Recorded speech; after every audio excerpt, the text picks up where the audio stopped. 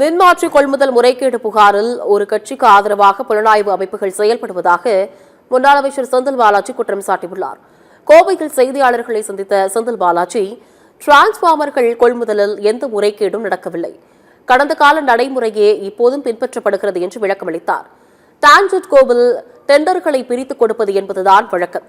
மின்மாற்றி கொள்முதலில் அரசுக்கு எந்த இழப்பும் ஏற்படவில்லை என்று கூறினார். மின்மாற்றி கொள்முதல் முறைகேடு புகாரில் ஒரு கட்சிக்கு ஆதரவாக புலனாய்வு அமைப்புகள் செயல்படுகின்றன என்று குற்றம் சாட்டினார். சிபிஐ விசாரணையை நெருக்கடியாக பார்க்கவில்லை, மக்கள் மன்றத்தில் வீழ்த்த முடியாததால் நீதிமன்றத்தை நாடுகின்றனர் எனவும் செந்தில் பாலாஜி தெரிவித்தார்.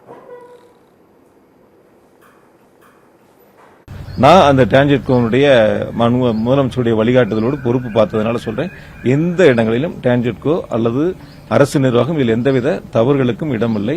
முறையாக 3 குழுக்கள் அதை பரிசீலித்து ஒவ்வொரு டெண்டரும் இறுதி முடிவு எடுத்துதான் அதற்கான உத்தரவுகள் வழங்கப்பட்டிருக்கின்றன. எந்த இடங்களிலும் அரசுக்கோ டான்ஜெட்கோக்கோ ஒரு நயா பைசா கூட இழப்பு ஏற்படவில்லை என்பதை மிக தெளிவாக உங்கள் மூலமாக நான் தெரிவித்துக் கொள்கிறேன்.